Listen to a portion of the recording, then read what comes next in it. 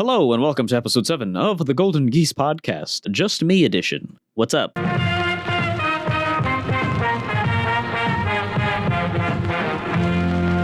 Today I've come to talk about a couple things just going on in my life regarding the channel. I didn't want to bug anyone with the notification for an impromptu podcast, so just figured I'd do it myself. So just want to cover a couple things and just sort of chit chat, make something. It's been a while, so.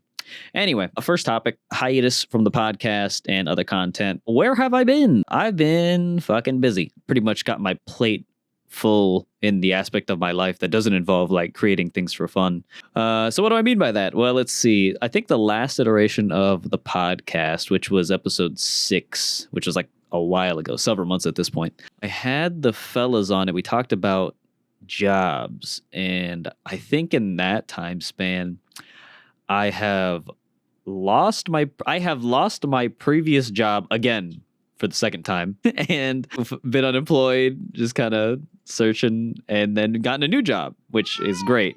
Probably won't talk about it too much, but yeah, I mean, I guess the short of it is that I'm very happy at my new job. It's a lot of fun. I think I finally am back in a comfortable place where I'm doing what I'm best at and something that I really enjoy, which is making videos. And I think I just feel like this time around being unemployed was so much different than last time. Whereas last time just felt so hopeless, dude. Like when I had gotten let go, it was, my first job, and it wasn't like super long after I started, maybe like 6 months or something like that. And I just had the hardest time finding anything because, my resume was pretty much all stuff that I'd done in college. And then, the short time that I had just been making short form stuff for the company I was at. And, after that, I had like just done a stint at, doing some retail work at Best Buy. And that was, ass. It was fucking dog shit because retail sucks. And I can't blame anyone who goes into their job at a retail store, like a grocery store or whatever, and it doesn't have like the energy to put forth more than the bare minimum. It's such a grueling existence too, and they do not pay you enough to give a fuck. So I was there for a while, got my job back, and after that, things were good. I mean, I was working and I picked up a lot more stuff than I did last time because of, a good friend of mine who's been on the show, Mr. Ty. He had taught me that, it's really important to become better at more things than you would prefer. The less expendable you can be, at least in corporate America, the better, because you will significantly lower your chances of getting fired over, the next person.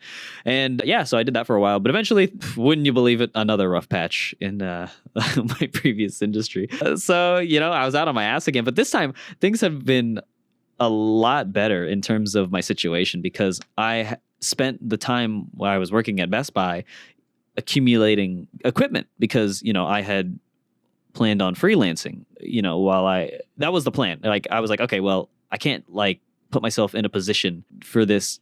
I can't put myself in another position like this again, where I am at the mercy of just my job. I have to be able to like support myself and, my family, the people I care about. And so I began freelancing, and I just did that for the interim while I was looking for a new job. And it really changed things for me.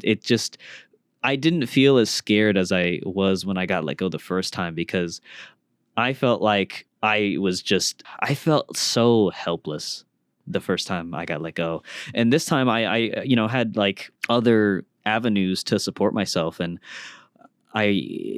fortunately during the time that I was working at my previous job, I had picked up a lot of other like side hustles and stuff like that. Like it wasn't just like my job. I had learned that the hard way the first time. So I was doing a bunch of freelance work and, volunteering and making connections and meeting people and making new friends. And that really helped a lot. Like I got a lot more opportunities and I felt, pretty comfortable. Like it wasn't exactly like paying every bill, but like the extra money in my pocket certainly felt way better than previous when I was absolutely fucked with no income stream other than like, actually, I didn't even have unemployment the first time. I didn't even go on unemployment because I couldn't fucking figure it out.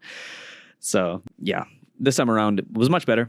But yeah, I've been at my new job for a little bit now and it's been a lot of fun. I I think I'm in a good spot finally. So that kind of leaves the content thing in a weird spot where I think the hardest part with making things, being a creative, is that you only have so much bandwidth, right? Like you only have enough energy typically to make something in the day. And if it's not something like you're super passionate about, it really will like drain you. And I like the things I make now. Don't get me wrong. Like, God forbid, I shit talk, a good thing. But at least in my first job, I was super tired when I would come home and I was like, there's just no way I can make a video or stream or do literally anything. Which, not like it was pulling in like big numbers anyway, but it was just a good exercise for me to, practice the things that I use on a daily basis and just enjoy doing. I like making videos. It makes me feel good when I make something cool and someone is like, yo, dude, this is fucking sick. It's a good feeling. But anyway, why am I talking about that? Well, because I don't know, I kind of want to get back into making content again. It's just been, I think there's just a lot of topics I feel very passionate about. And that also kind of comes from another thing that happened in the interim where I began like volunteering in my hometown and just doing like activism for stuff that I care about, just voter rights and the state of like politics right now, which I've made a couple videos on this channel about politics. And it's something that like I'm chronically online about, and it doesn't keep me up at night, but I feel like I'm more informed than a lot of people in my life who just kind of put it on the back burner, understandably, to not lose their fucking minds. And I can't blame anyone for that. But yeah, it feels good to like feel like I'm making a difference, even if I don't know if I am. But I enjoy the effort more than anything. And so, yeah, I think in terms, especially this next video as well, it's pretty much directly like the stuff I've been doing in my city. And I am just kind of excited to explore that kind of world. And I don't know, I think it's a little different, like making content out of something that you don't have to write a script for, which, not to say that I dislike.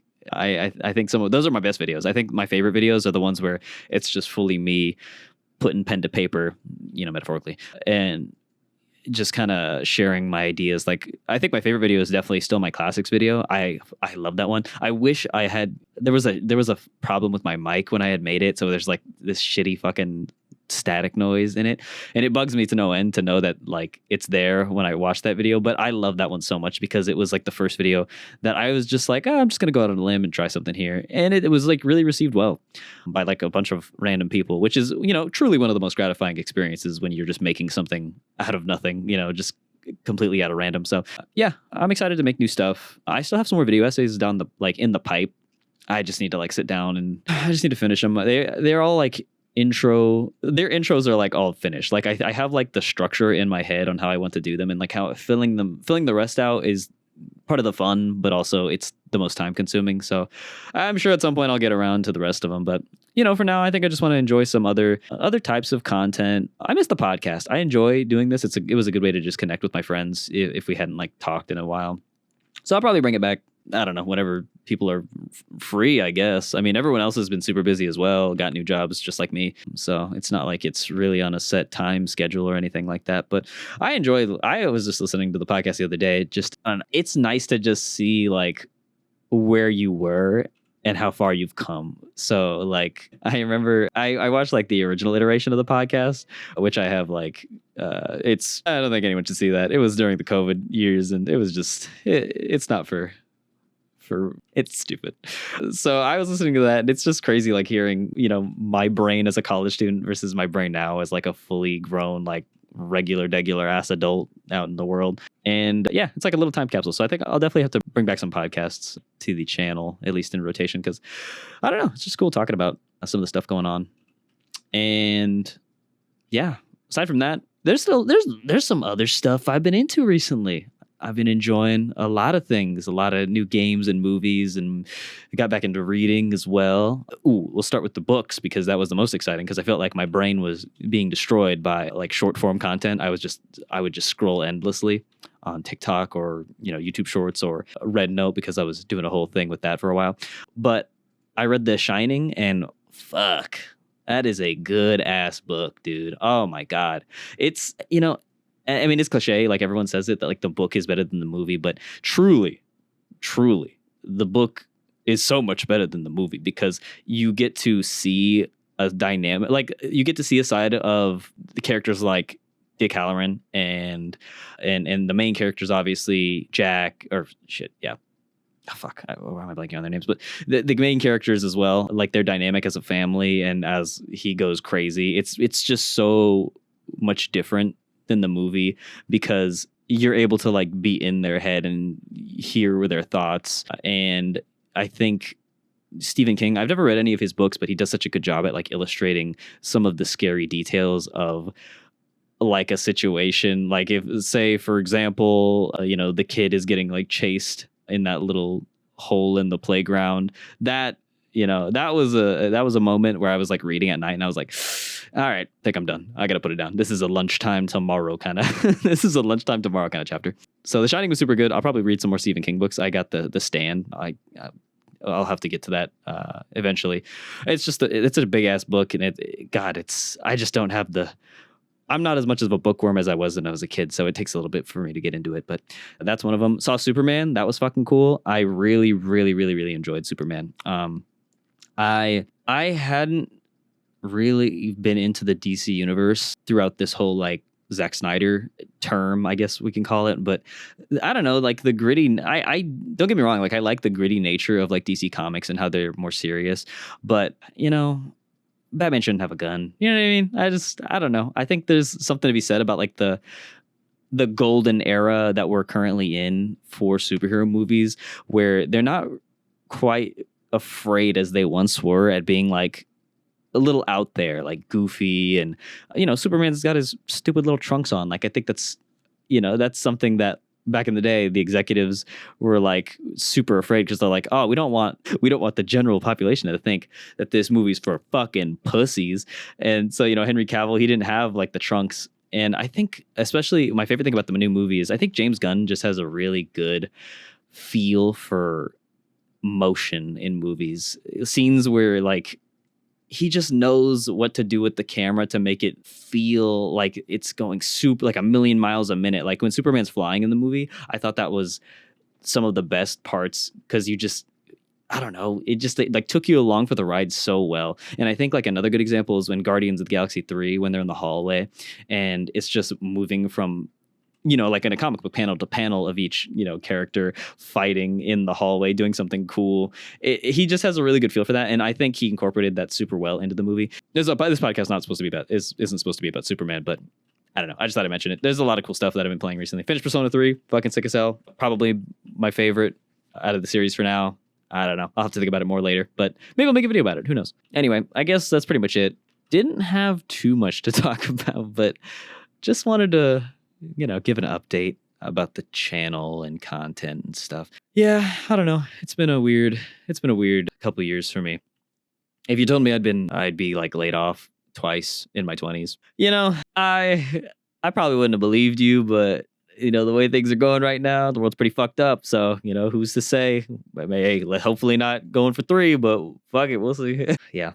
I don't know. And now it's time for the segment on the show that nobody asked for, but I'm doing anyway because I need to pad out this video because it's very short right now. So it's time for Ask Alex Echo, which is really just me reading shit off of Reddit and giving my unsolicited advice. So today's topic, am I overreacting?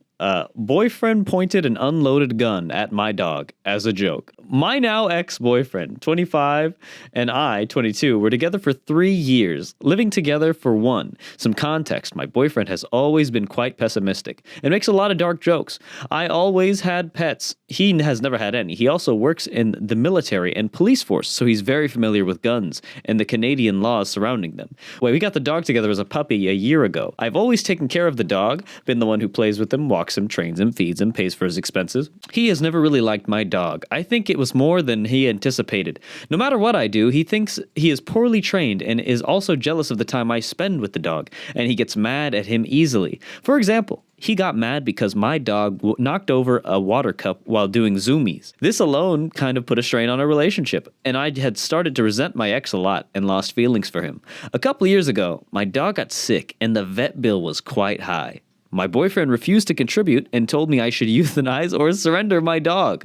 I eventually got a loan and was able to pay the bill, but since then we've been arguing about him wanting me to get rid of the dog because I was wasting too much money on him. Every time my dog does something wrong or doesn't behave, he insists I should get rid of him. So now, last week, my ex was cleaning one of his firearms, as he normally does. It was unloaded. Hold on, pause. What is this guy, fucking John Rambo? Why is he normally cleaning his firearm? He's just sitting there on a Friday night polishing the fucking gun barrel off. You know what I mean? Is that not a red flag? Anyway, I'm just gonna keep going. It was unloaded, and he was looking through the scope to see if it was working properly. He then pointed it at my dog, and he said, "Do you think he knows he's staring at a barrel right now?" I told him that's not funny and not to ever point a gun at my dog again. He responded with, "Why? It's not loaded." I reminded him it's not good gun safety to be pointing a gun, even unloaded, at a living being. He put the gun down and was arguing with me that nothing would happen because it was unloaded and he knows what he's doing. He told me that it's impossible for anything to happen because it's unloaded. He then laughed and said something along the lines of, "Well, if you ever want your dog euthanized, a bullet is only 22 cents. I got extremely mad, grabbed my dog, and immediately left the house. When I came back, I told him that my parents were coming to pick my things up and I was leaving him. I told him I didn't feel safe. And even if it was a joke, I know how much he dislikes my dog and feels like he's trying to desensitize me until one day the gun will actually be loaded.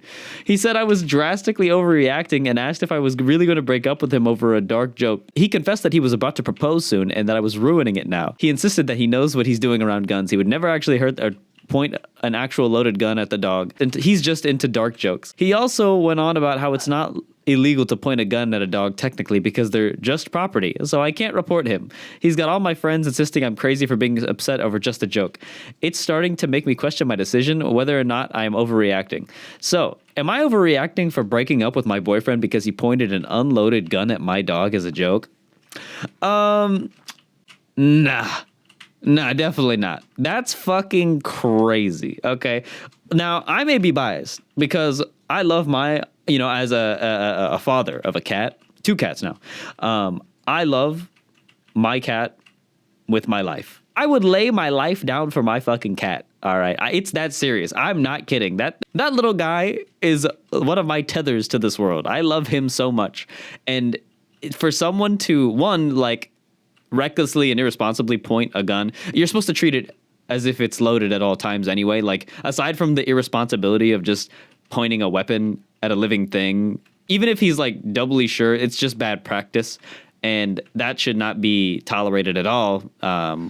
Despite his so-called expertise. Number 1, that's fucking crazy. Number 2, if you cannot recognize the importance of a living thing like an animal and why it's so important to someone, then I don't know. In my eyes, that is grounds to question the character of someone, because animals are one of the most pure, untainted spirits on the planet. Like dogs and cats, they genuinely do not know any better. When they do wrong, it's not with the same malicious intent that people do. So for him to constantly be joking about ending the life of your dog or how it's unaffordable to keep the dog alive, I don't know. These are all just signs that this is a guy who doesn't really care for, other beings, a being that's someone that's important to you. Like, your dog is very much part of the family, and shit, man. If this is something that, he's doing to, your pet, right? Is this someone that you trust to, be the father of your child and, help raise a family or, take care of other people's pets, or, it's a big responsibility. And for someone to just be a piece of shit about it like that, that's just, one, it's fucking weird, because I genuinely don't know anyone in my life who I think would, point a fucking dog at a gun and joke about killing it. But 2, I think it's just, it's weird. It's weird how he treats your dog. So, yeah, no, you did the right thing, truthfully. I think it's just, I don't know, sometimes red flags will pop up in relationships, and just be glad that they happen sooner rather than later. I'm not going to say that him working for the police force is, in any way correlated with him being a fucking weirdo. But like, to be honest, I don't know. I mean, you don't take that job unless you're like a little more comfortable putting yourself in situations where like, fucking, I might die. I might have to kill someone today. Like it's a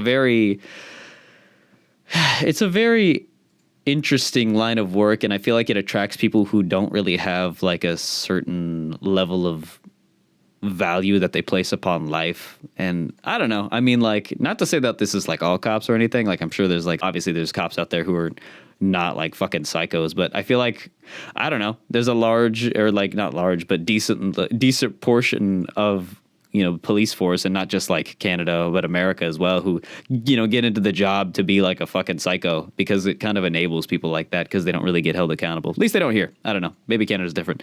But anyway, no, you're not overreacting. Fuck that guy. Weirdo behavior for real. Yeah. Okay, back to the show. Bye. Speaking of the world being fucked up, yeah, I don't know. I feel like people probably don't fuck with politics and maybe like politics content because people are just trying to like get away from it in their day to day. I just give too much of a fuck, I think. I truly, truly enjoy like seeing other people online also advocating for shit that I care about. And I feel like, I don't know, I feel like it's important, most uncontroversial thing I could definitely say, but I just feel like at least talking about it is the bare minimum, or doing anything.